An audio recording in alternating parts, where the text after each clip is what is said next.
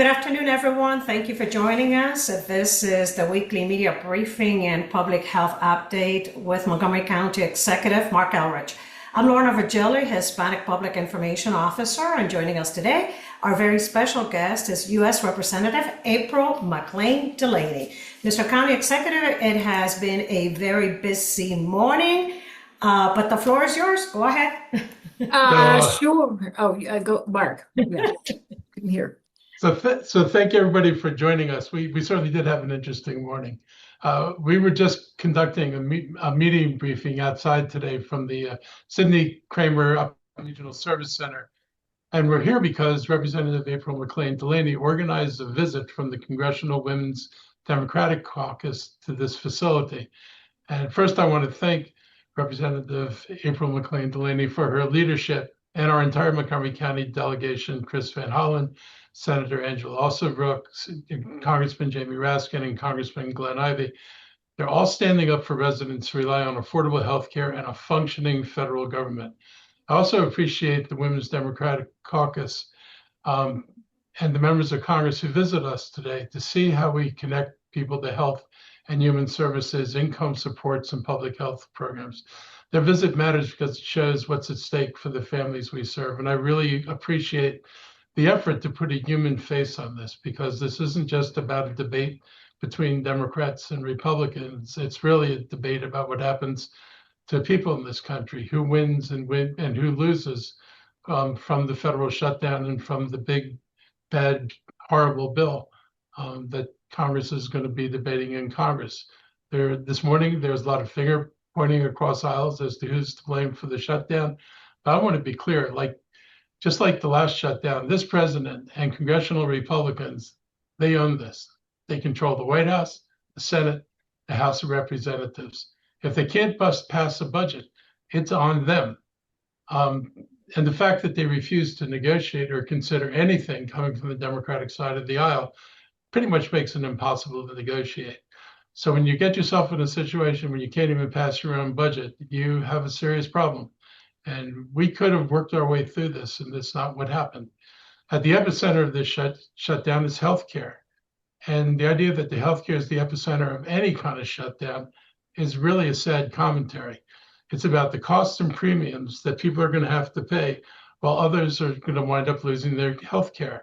The Trump agenda would dismantle key parts of the Affordable Care Act, kick people off of coverage, and raise premiums for everyone else on the exchanges. Deep Medicaid cuts are going to harm hospitals already operating on thin margins and make it difficult for healthcare providers to cover costs.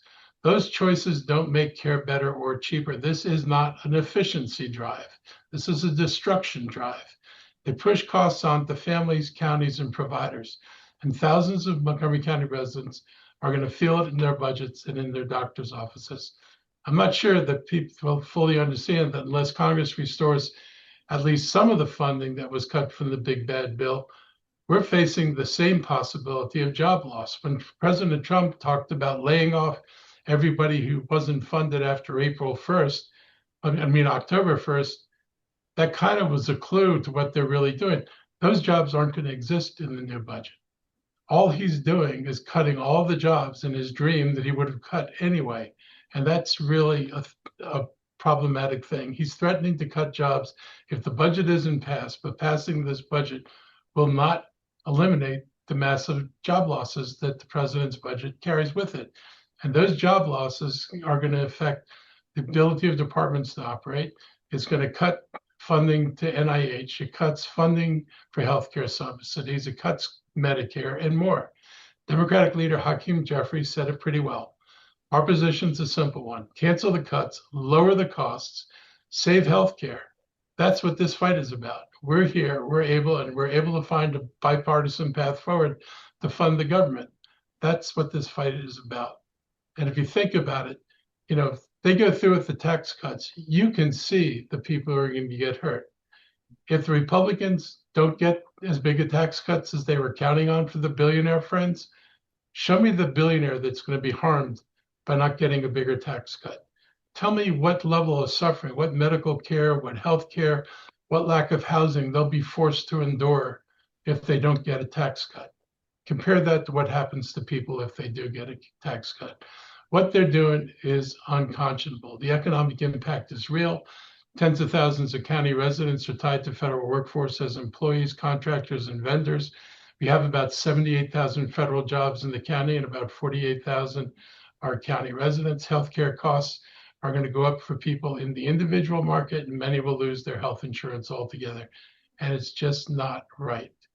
At the beginning of this year, before Trump and Doge decimated the federal workforce, there were 77,550 federal employees. It's a massive part of our economy, and the loss of jobs, whether it's 10,000 jobs or 40,000 jobs, is going to be significant for the county government and our budgets.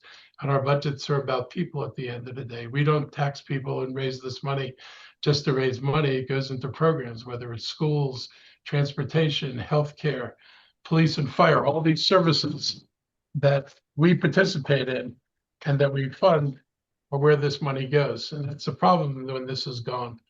This is the difference between the last shutdown and what we face now. Last time, it was a hardship, but people bridged the gap because they knew the jobs were coming back. This time, if the jobs are eliminated in the budget, they may not bridge back to normal.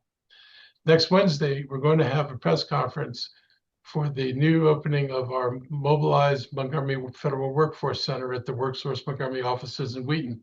We invested an extra $700,000 toward WorkSource Montgomery in FY26 in order to build additional capacity to serve displaced federal workers, contractors, and vendors. We saw that was coming, and I appreciate the hard work and quick action of the Workforce Montgomery team to get this expansion ready and open so quickly. I encourage all of you to please cover that event next week. Of course, we're not going to be able to help all the affected workers, but we're going to do everything we can to help as many of them as we can. And speaking of our budget, we're fortunate that we've managed our county budget and finances with prudence and caution. We ended last year with a surplus again, and we've not spent into it because we anticipated turbulence that we know is coming with us. If federal support is pulled from Head Start, for example, we will look at backfilling critical programs for young children. If homelessness funds are cut, we will act to prevent more people from ending up on the street. That likely means tapping reserves in the short term, but reserves are finite. And if household incomes fall across the region, our revenues are likely to fall as well. And that's something we're going to have to deal with in the next budget when we start that work in the spring. And that forces choices on us on curtailing things that we need to do. I also want to focus on who this is about. Here at the Up County Service Center, there are residents getting dental care, new parents getting health coverage for a baby, workers between jobs, immigrants and refugees, residents with disabilities, and small business owners caring for loved ones while keeping the lights on. You'll find people like this in facilities like ours in every state. You'll find them in red states and blue states, Democrats and Republicans. Healthcare is nonpartisan. Dignity is nonpartisan. When you can't put your loved one into an adult daycare center, it's not going to care whether it's a Republican elderly person or a Democratic elderly person. It's going to be a major impact for the people who are affected by this. There are residents here getting dental care. There are new parents who are getting health coverage for their babies. And all of this is nonpartisan. During the last shutdown, the community shut up for one another. Neighbors checked out neighbors. People donated to food pantries. Nonprofits rallied to support families connected to the federal workforce. If this drags on, I expect Montgomery County will again demonstrate that culture of compassion. County government will keep service counters open, share accurate information, and help people navigate a tough moment.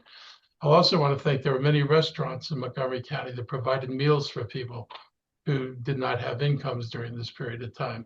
Montgomery County represents the best of this country. It's diverse, inclusive, and humane. I know that vision is often attacked by Trump and the MAGA movement, but we're not backing away. We'll keep fighting for affordable health care, for hospitals and nursing homes that can stay open, and for a safety net that actually catches people when they fall. I'm going to turn it over now to Congresswoman McLean Delaney for her remarks. Again, thank you so much for organizing this event and inviting me to join you in this and to highlight the work that's being done by our staff and highlight the people who need these services. Thank you.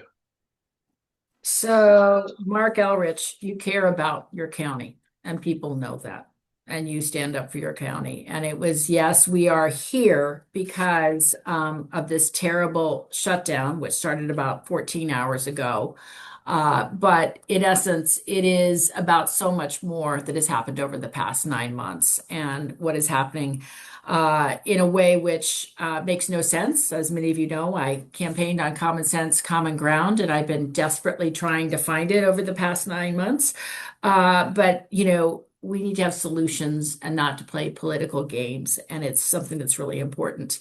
I started this morning actually on the Capitol steps in Annapolis, and then went in and had a press conference with our governor, our lieutenant governor, our controller, but a lot of the Maryland federal delegation, just to really talk about the cuts and the need for us on, county, municipal, state, and federal levels as Democrats, but as Americans, to really stand up against the shutdown, but also the whole Republican and GOP administration assault really on how our agencies are funded, how the priorities of who we are as Americans. And I often say when I go into, I have a very, very diverse district. If you know the sixth district of Maryland, starts in Up County, Montgomery County, but also includes all of, Washington, Allegheny, Garrett, and Frederick. And when you think about that, it's probably one of the most diverse places economically, socially, and politically. But, no matter what party, Republican, Democrat, Independent, I always say I have their back. I represent all 900,000 residents, and my first priority is the health and well-being of every single person I represent.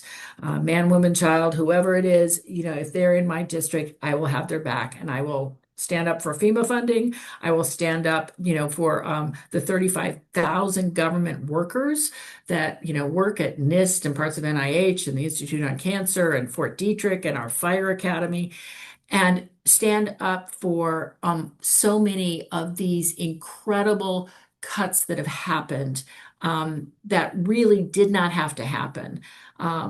Even for our farmers, I must tell you, I'm a farmer's daughter. I met with all 5 farm bureaus, and, they're steaming mad about cuts to R&D at USDA because they've got, all sorts of, pesticides they want to research. They're upset about the tariffs and their impact on their ability to sell crops, and on immigration and the ability to have people help them. So there's a whole host of things that have been driving what's happening.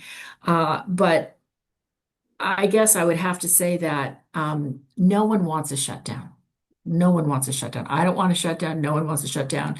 It costs more to have a shutdown than to keep the government open. And those that are most impacted are, hardworking communities, but most especially our dedicated civil servants who show up every day in a nonpartisan way to lift up, the health and well-being of who we are.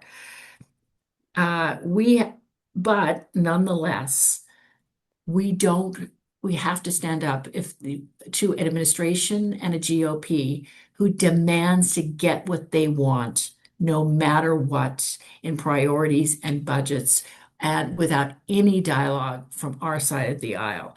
And the most important part, and what Marc referenced, is really, we need to cancel a lot of these cuts that have been rolled out, which are draconian and are impacting us. We need to figure out ways in which we can protect our health care, because it is really not alarmist. And so many people are saying, this is really alarmist, April. We don't, what's going on? But if you think about it, in my district, 1 in 7 families are on Medicaid, and 1 in 3 are children on CHIP. Many of our rural hospitals in Allegheny and Garrett and Washington and clinics are either going to have to shutter or, cut essential services. And these premiums on average in my district are projected to go up over 90%. So when you think of, and ironically, it's a greater percentage the less money you make. So when you look at this cumulatively, it is really horrific. But my colleagues across the aisle say this is alarmist. This is not happening. These cuts to SNAP really are not going to impact children. Well, they are. And so I'm asking everyone to share their story, share their narrative, share their impact, so I can then lift that up because I think that's what we have as a national narrative. But also how we highlight the fact that, in this shutdown, we really do care, that we really do want to help mitigate, and that we will show up and be there while we try and negotiate, hopefully to keep this, to reopen this government, but also to reopen a dialogue so that we can be able to really protect the well-being of our country. The last thing I'll say is, I'm so glad, even though I am born and raised in Idaho, and I do love my Idaho, I'm so glad that I live in Maryland and in Montgomery County. Gaithersburg, they say, is the second most diverse city in the country based on population, but it is an inclusive, bright place that is so unbelievable. But know that there are 7 of the 8, I won't speak for MD1, but 7 of the 8 are like rowing together. We're all trying in the federal delegation to cross leverage. We're working with our 2 senators. We're working with the governor who wants no one left behind. And we are really blessed to be in this state, but also to set an example for all those across the country. I am trying. My big thing is I keep saying it's not make America great. These things are making America break. And truly, they want to make America break. I mean, there is a whole, you can read the Project 2025 and what have you, and the Heritage and what have you, but these cuts are actually breaking our agencies, breaking our public trust in what we can do, breaking our public faith in our media, breaking our ability to function. And really, the saddest part is instilling a sense of fear. Everyone's and it's one agency, one law firm, one at a time. But as you do that, it really starts to break apart what our pillars of government and our balance of power is. And we're not going to let them do it. And so the most important thing we can do is actually on a local level, come together and build back up. And that is how we're able to sit there and say, we're not going to break. We're going to keep going. We're going to be neighbor to neighbor. And then on a federal level, I am working arm in arm with so many of my colleagues to push back and change the narrative nationally. So a lot to be said. I'm not sure if there's questions, but I just want you to know that we are all working in lockstep. We are all fighting. We are showing up every day. And it is something, I think Mark Decano, one of our reps from California, said we are going to show up, speak up, stand up, and we're going to fight for the things which we believe will for the best interests of those that we serve. So thank you, Mark. Thank you, so many of you on. Know that my office is open. I have resources on my webpage. We've already had 170,000 people reach out for help since the beginning, since I swore in on January 3rd, a multifold increase. Yay, Sunny Holding and Sarah and all of my staff. But we are meeting the moment as much as we can. We have a lot of information about resources and what agencies are still functioning or not. And we're in the fight. So thank you. Thank you so much for joining me today. Thank you for setting this whole event up today. I kind of understand how you feel about, how we have to face people, because it's hard. And, we're trying to do everything we can do.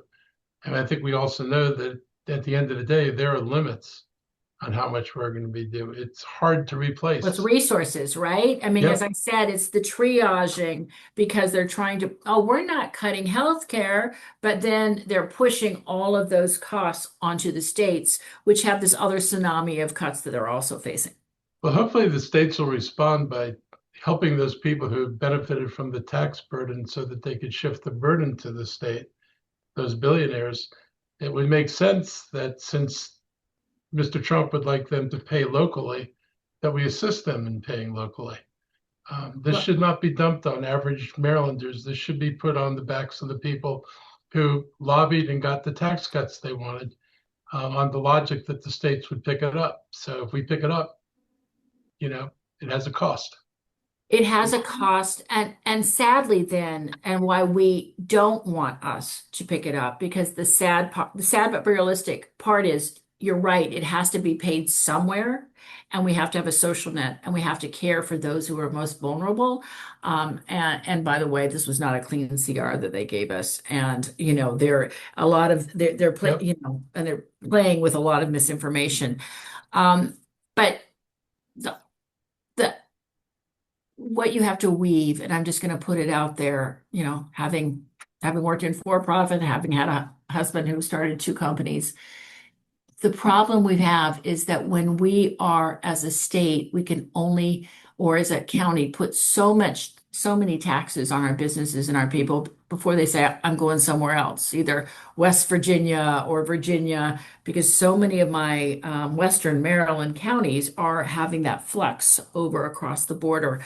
And so it's really not fair to impose that upon our states and our counties, because that is, in essence, uh, a way that might push more investment away from us, as opposed to what I would like to do is to bring more business and investment and good paying jobs into Maryland. So threading that needle is hard. And I'm so damn mad because this administration, Maryland's got a bullseye on its back. They're coming after our agencies, Yes. they're coming after our governor, they're coming after our programs, they're shutting Greenbelt for the USDA facility. And so it's important that we do push back, because these cuts cannot be shouldered by the states, and nor should Montgomery County have to shoulder them more, because although we must, when we have to, we're going to have to figure out a way by which to be creative. I'm not volunteering for punishment, but at the end of the day, if I've got to house people or we've got to treat people, I you totally know, get you. I totally hear you, we and I we agree with you. It's just, I totally hear you and support that. It's just, it's going to be it's such a difficult predicament for our state and yes. for our counties. And as I said, I'm trying to find the common sense in any of this, and there's not a lot around.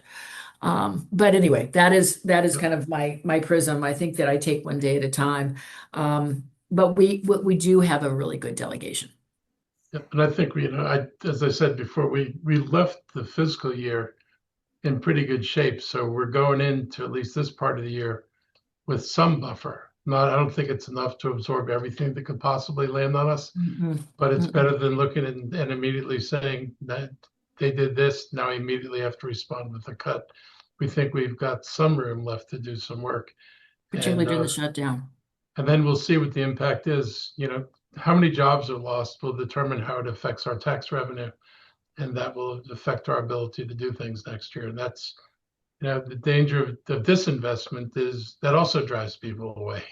It's like if you don't invest in your schools and people get a sense that you're not performing, or if Maryland ranks 37th in transportation, Virginia ranks third.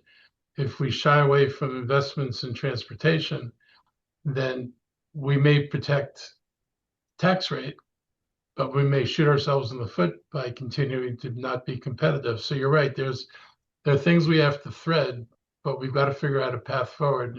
I Well, know. investment is really, I think if you look at businesses, they want investment in Mhm. infrastructure. investment Yep. in obviously broadband, and they want um, a well-equipped workforce, right? And when Yep. you've got those, you have that talent. I will lift up, and I'm not just being complimentary for complimentary sake. I really believe it. This regional service center is, and all of the other members of Congress that came from, Nevada and, different California. California, different places across this country. And, some had more rural places, some had more urban places. But, having a one-stop shop for all those who want to seek out, food Yep. assistance, housing assistance, Medicaid, Medicare, maternal health, a dental, site. I mean, it is an incredible and of course, the Up County Hub in terms of food security is an incredible resource. But you know what? It saves money. Yep. Because when you invest in that, when you invest in making sure that people aren't evicted, when you invest in their health, when you have preventative health, people are not overwhelming your emergency rooms, right? And so I think getting out that narrative of not only of what you are, how you invest and how those preventative and Yep. well-being measures actually pay dividends. Head Start changes the Oh yeah. trajectory of our children, right? Head Start is the single most important investment you could possibly make in schools. Um, no offense to the blueprint, of which Head Start's a part, but Head Start, of all the things in the blueprint, is the one thing that is the biggest game changer. If kids Huge. get early childhood and they start school on grade level, they stay on grade level.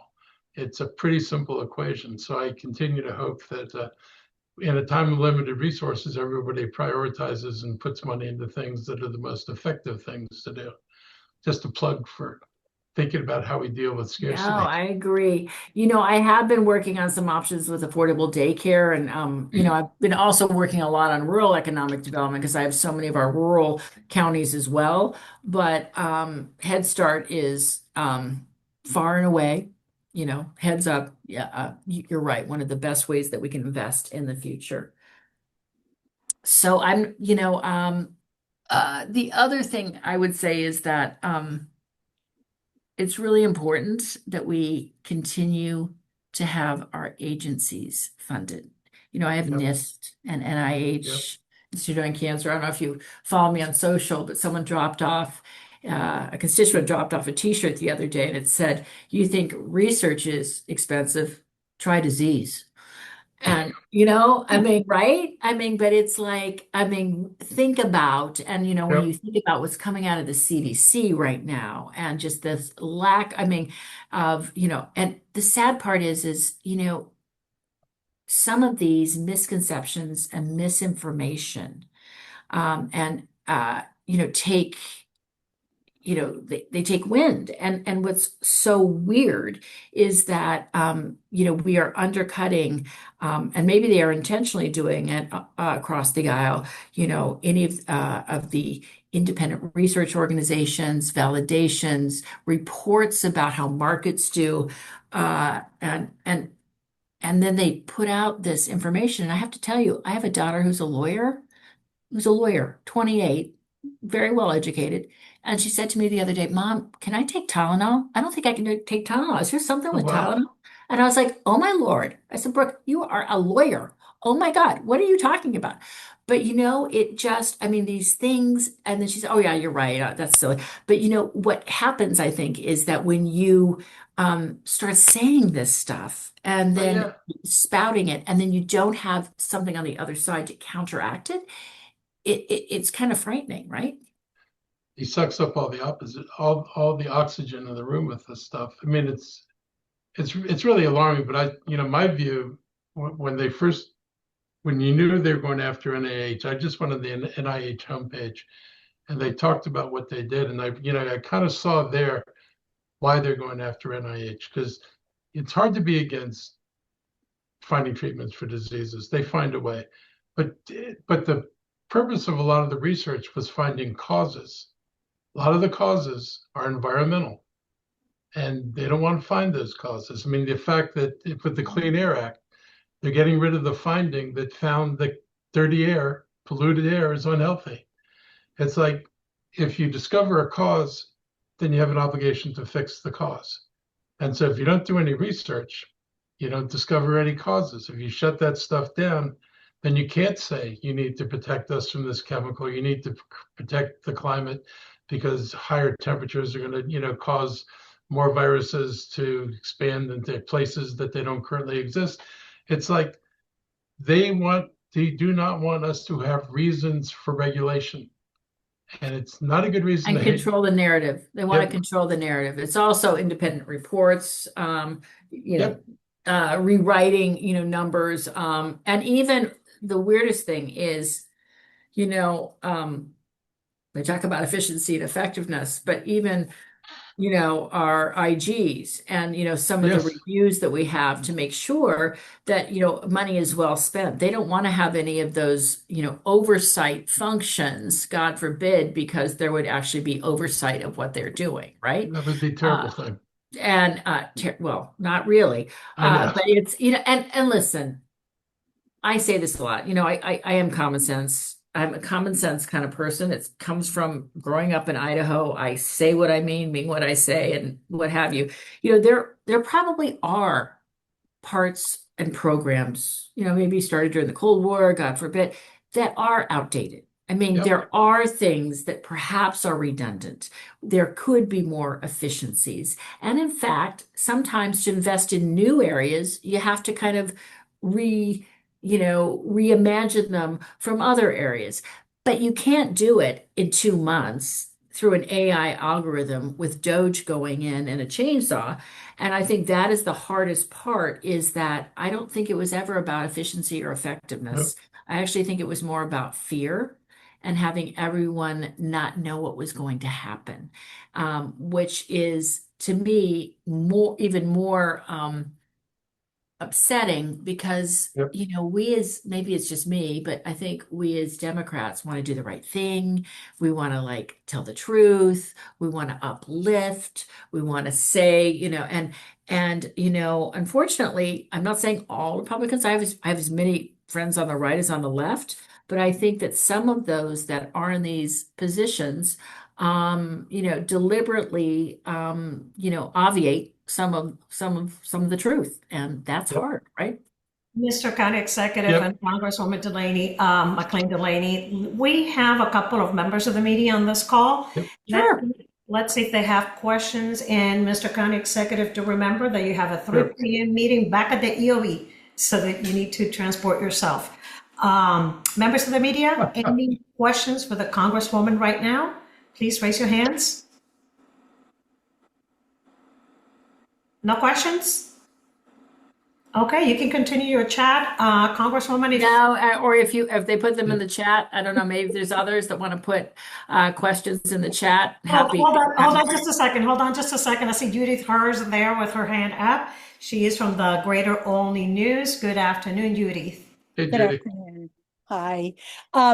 Congresswoman, bear with me while I explain this story to you for a moment. I happen to Sure. be in York County, Pennsylvania, taking care of family right now. And there's a big media blitz on the local television stations reminding viewers that Representative Scott Perry has voted for all of these things that are going to happen to them when and if What things are going to happen to them? I'm not quite sure what you're saying. meaning that the challenge with healthcare and losing their jobs, perhaps, because there's a fair amount of people in York County who pop over the Maryland border Yeah, and they go do. and work and et cetera, et cetera. So all the things that we've just talked about today. Mhm, Um, mhm.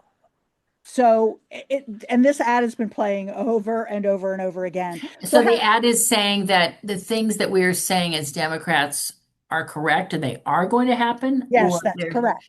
They're Mhm. saying, remember, everybody, Representative Scott Perry is for these things, these negative things that will happen to you.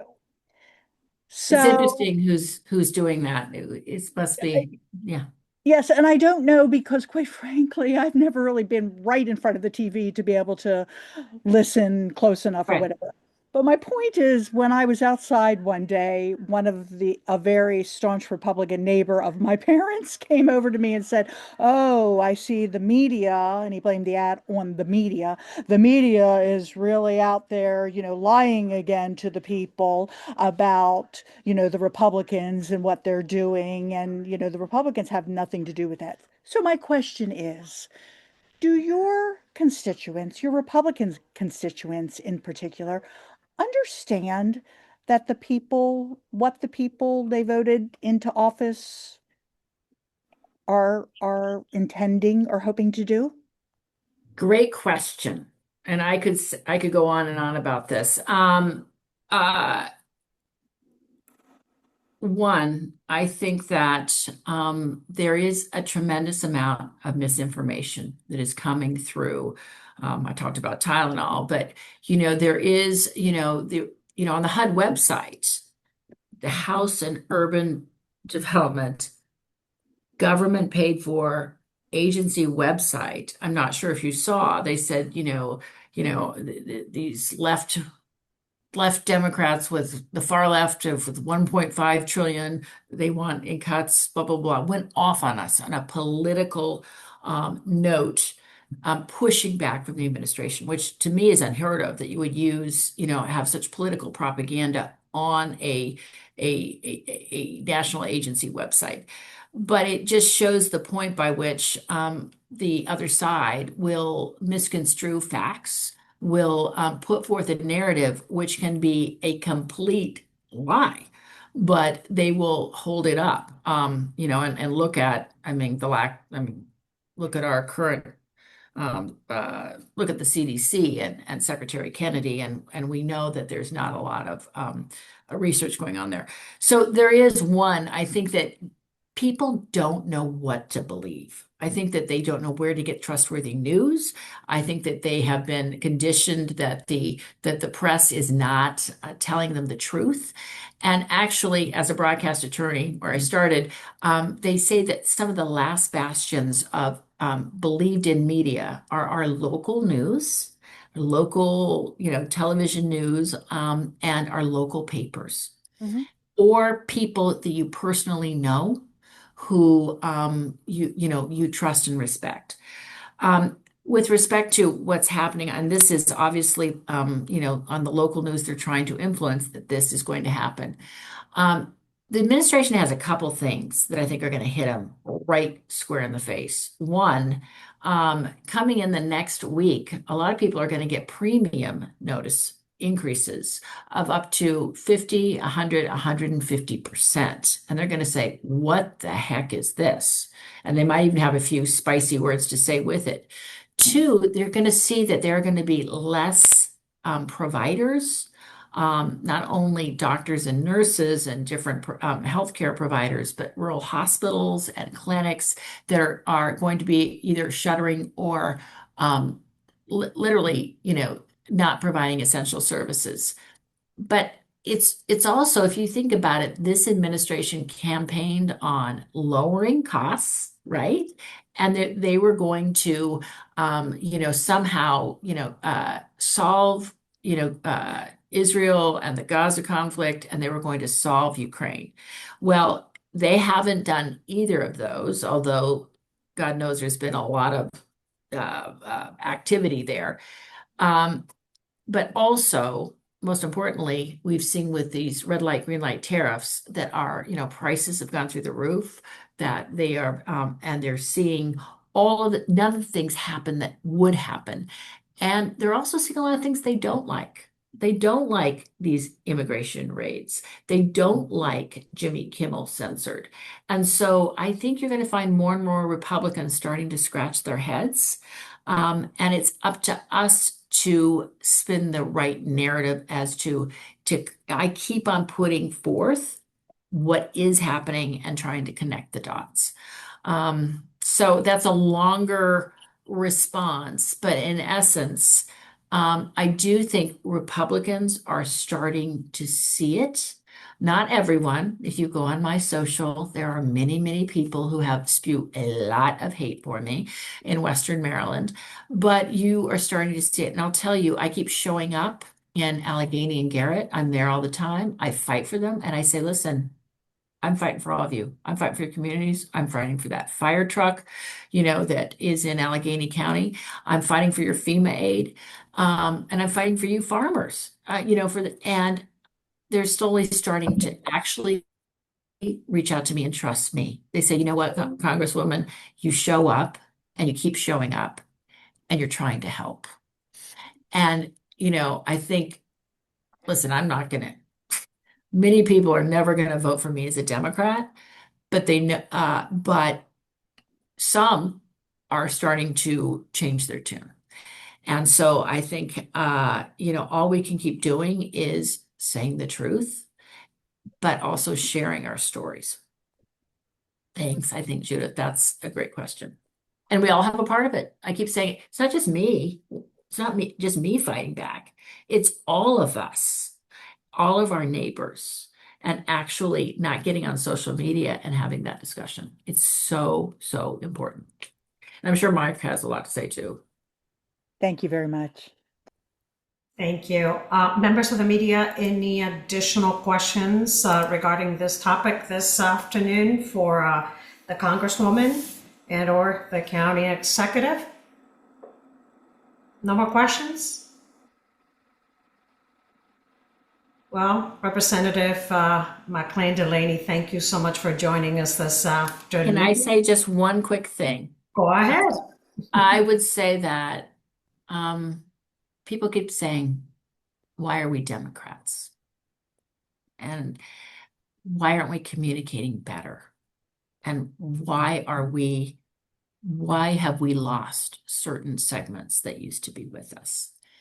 And I think there's a couple things. We're 1,000 flowers blooming. We have a lot of beautiful issues, what we have. But I think it's really important for us. I mean, if all of us, I would never want to be in a country where everyone looked like me, thought like me, or worshiped like me, because that's not America. But if we're Americans, if we love America, we have to love our fellow Americans. And I say that to Republicans and Democrats across the six.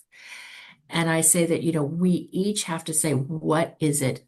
I get really upset for anyone to say they have a hold on values.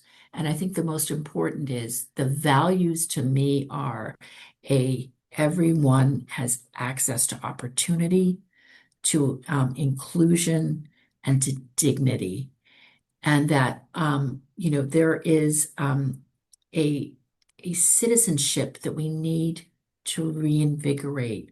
And it might have to be on a local level, but we have to, again, in this age of social media, start to, and I've said it for years, but we've got to figure out, for me as a Democrat, to say, what are my values and who are we? And I think that means being able to listen and to hear, but to stand up for what is good and true, and that we are, I think, not having the right discussions across our country as to what we want to achieve and who we want to be. And when we are able as Democrats, for me, and this is, I'm sure this is skews one way or another on Mark's channel, but, for the media and what have you, I think that it is in that marketplace of ideas that we are starting to lose. How do we define the values of who we want to be as Americans and who we want to be as a people? And I think that is the greatest challenge we have in the years ahead, because America has been the shining beacon of the world. And I don't want us to lose who we are and what we can be. And I can't believe I am here right now as a freshman member of Congress. I wasn't quite looking for it, but I'm glad that I'm both old enough and young enough. I guess I'm Gen X. To try and work towards that and try and work. But I'm really lucky to have the local leaders and the delegation that I have in Maryland to try and see how that works. So thank you. And thank you, Mark, for letting me be on this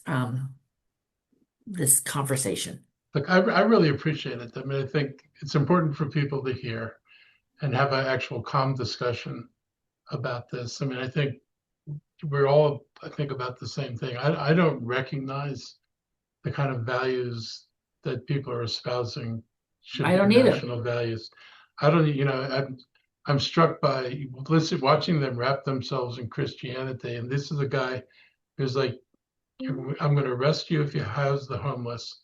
I'm going to arrest you if you're feeding the hungry, and and you shouldn't give them medical care. And I'm thinking, like, okay, tell me where exactly in the Bible did housing the homeless, feeding the hungry, and not caring for the sick, where exactly was that said as the tenets of this religion? I feel like they've hijacked religion on top of everything else Yep. and are claiming to espouse these values, and everything they do is counter to what they claim their values are. And it's just disturbing. And you're right to talk about media, social media, where anything becomes true if you can say it and have it echoed, and you can certainly create the mechanism for echoing things. It is disturbing what's happened to our discourse, and it's And hard the because amplification of AI as well, yeah, right? and we had I've been involved in stuff in Montgomery County for a long time. We had Republicans sometimes who were better than the Democrats that we had. And that was the reality. We had some really good people, and Republicans were not extreme. It wasn't like you might have debated the amount of a tax increase, you might have debated the cost of the program, but you didn't debate whether you should be helping people. Nobody, I recall, was like, no, we should just let them starve. Or, if they can't get medical care, that's not my problem. It's like, that's not the way this used to be. No, it's not the public interest or why we are in government, but there is a villainization. And Yep. I guess that goes back. And indirectly, I guess that is what I was trying to say is a discussion of values of who we are and who we want to be and how we and it's not just about religion. It's really about the core values of being one another's keeper and of truth. All right. And so it is something that I'm going to work on. I really am a communications major, as you know, but that is my number one thing that I really want to figure out how we can bridge this horrific divide, which has been capitalized upon and thrown gas on the fire by this Yep. current administration. Yeah. So We've I got just had work to to say do. that, Lorna.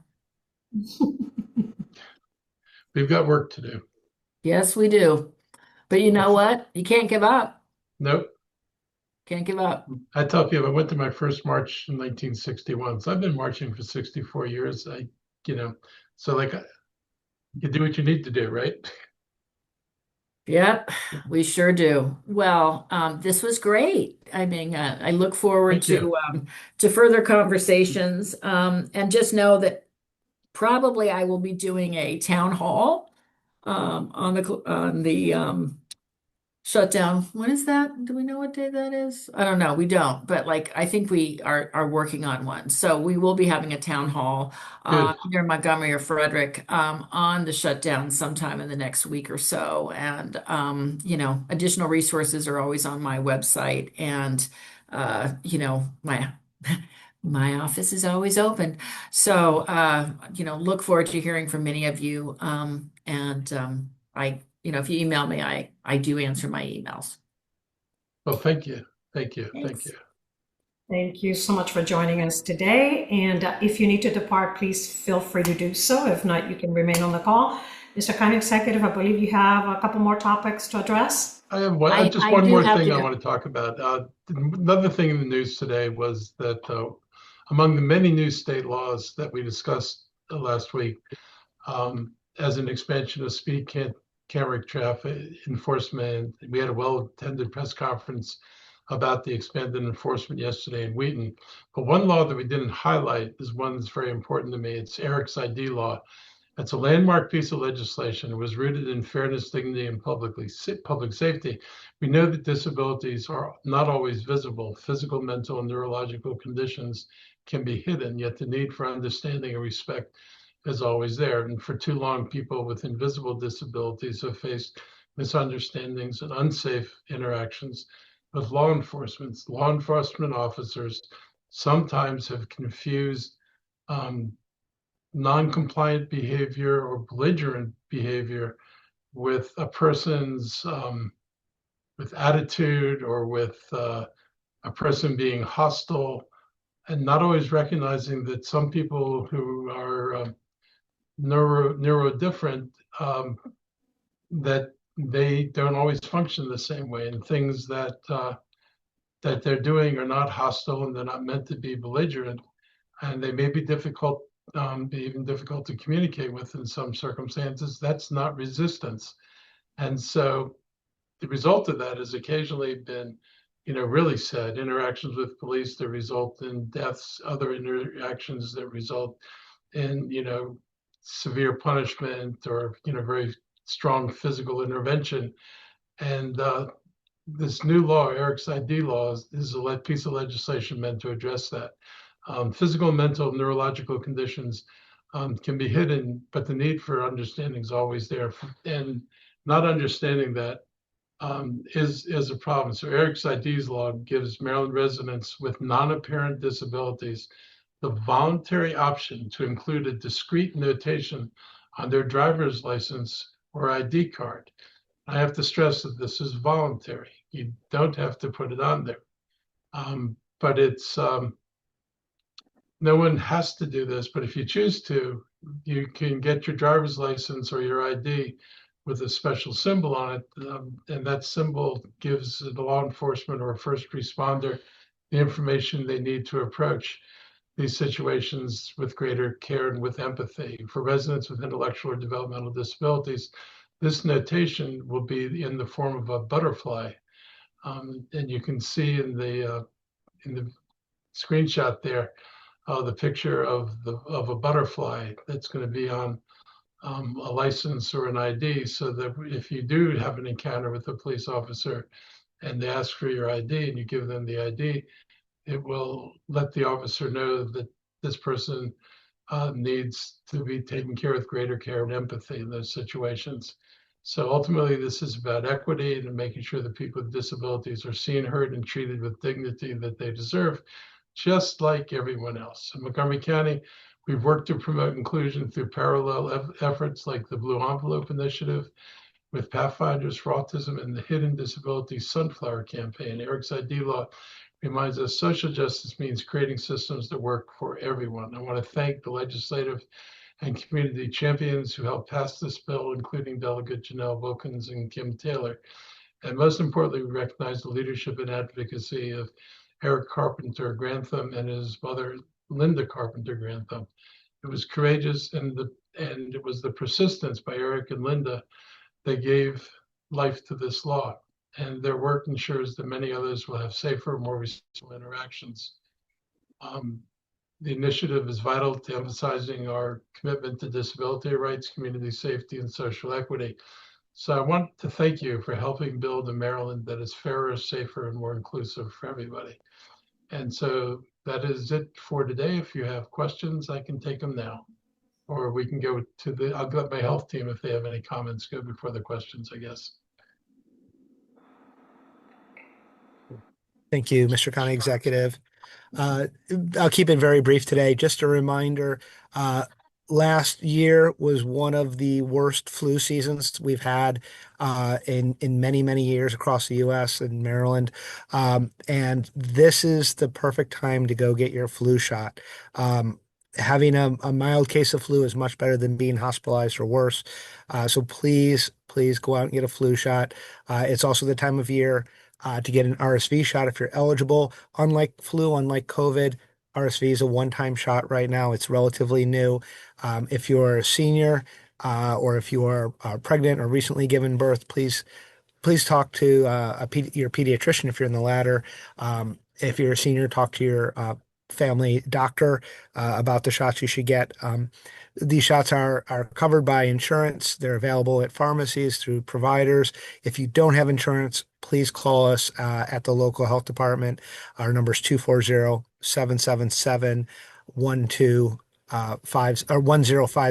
Sorry. We don't have COVID shots yet, but we do have flu shots for those who don't have insurance.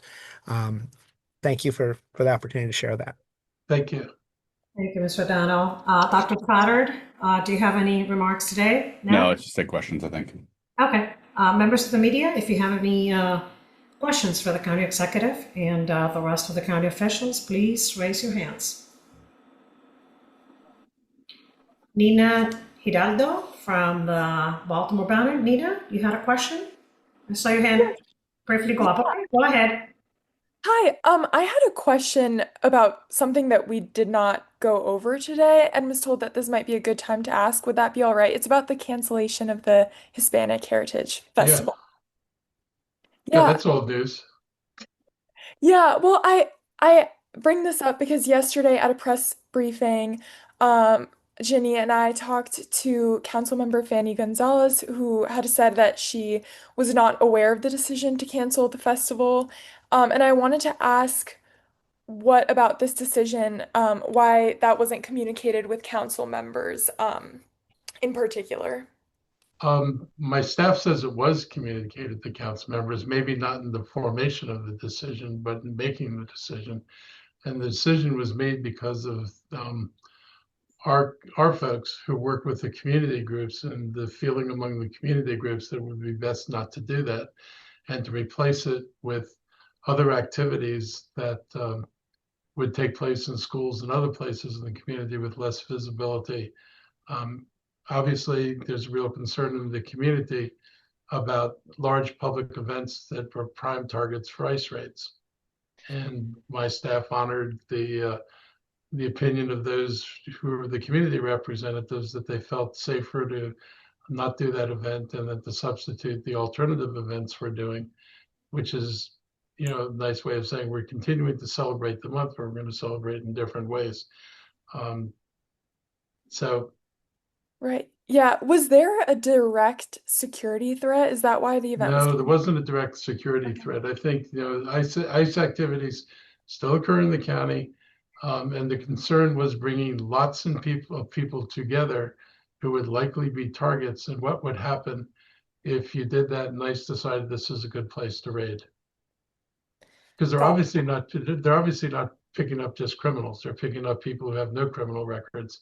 So we didn't want, and I think community leaders didn't want to present an opportunity where a large number of people could come together and wind up being subject to ICE. There was an earlier event in the summer that was one of the largest festivals that we normally have at the fairgrounds, and the holders of that event canceled that event out of fear. So it's a real fear. Right. We tried to honor the community. Has the county looked at options to have a level of increased security without actually having to cancel the event? No, we can't provide security. I mean, there's nothing we could do. If I showed up, there's not a thing we could do to prevent them from entering a public grounds, whether if it was held in a park or it was a street festival. We have no ability to provide security. And that's one of the things that we have to tell people. We can't pretend that we're going to be able to put our police between the police and the people they're trying to deport. And so, you know, we've been very careful not to create an illusion that we can do that. Right. Yeah, thank you. Okay. Thank you, Nina. Members of the media, any more questions this afternoon? All right, thank you for joining us. Have a great afternoon. Stay safe, and we'll see you next time. Bye-bye. Thank you.